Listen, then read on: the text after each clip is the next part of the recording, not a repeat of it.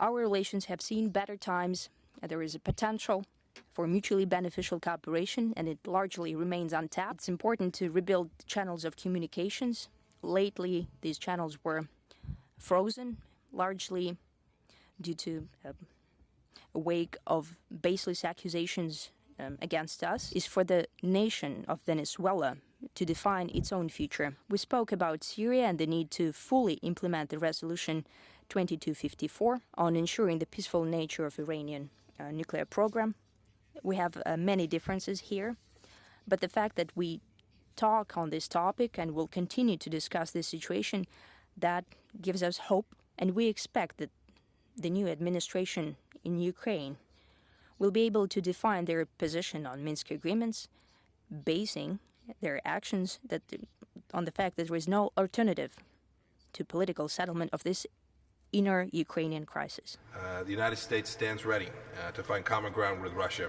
We both want to move forward on the political track to bring the suffering of the Syrian people to an end. The United States and more than 50 other nations agree that the time has come for Nicolas Maduro to go. We hope that the Russians' support for Maduro will end. We do not recognize Russia's attempted annexation in Crimea. I've made clear that the United States will continue to apply pressure to the regime in Tehran until its leadership is prepared to return to the ranks of responsible nations that do not threaten their neighbors or spread instability. The President has charged his national security team to think more broadly about arms control, to include countries beyond our traditional U.S.-Russia framework and a broader range of weapon systems. I also raised the issue of U.S. citizens who have been detained in Russia, making sure that our citizens are not unjustly held abroad is one of President Trump's highest priorities. And we spoke, too, about the question of interference in our domestic affairs.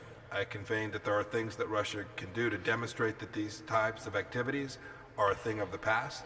Democracy cannot be done by force. The threats that we hear against Maduro government, this has nothing in common with democracy. We heard statements by President Trump that he expects to hold a meeting with President Putin, including during the G20 summit in Osaka. If we receive such an official invitation, we'll respond positively. We've also made clear to the Iranians that if American interests are attacked, we will most certainly respond in an appropriate fashion. We did not support, and we believe that it is a mistake that the U.S. decided to withdraw from JCPOA. I gave Mike today a copy of an article that was published in the United States in 1987 with a warning that the Soviet Union is going to influence the elections. We can discuss this topic forever, but until we have cold, hard facts on the table, we cannot have a grown-up discussion. We gave an example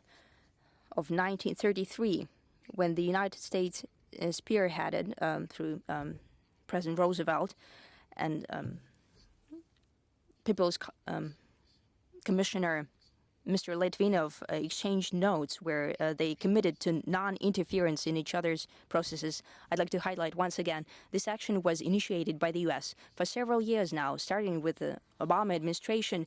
We suggested to our partners to reconfirm that commitment. Right now, they're not prepared for that, so draw your own conclusions. You can see we have some disagreements on this issue. Interference in American elections is unacceptable. The Russians were to engage in that in 2020, it would put our relationship in an even worse place than it has been. We would not tolerate that.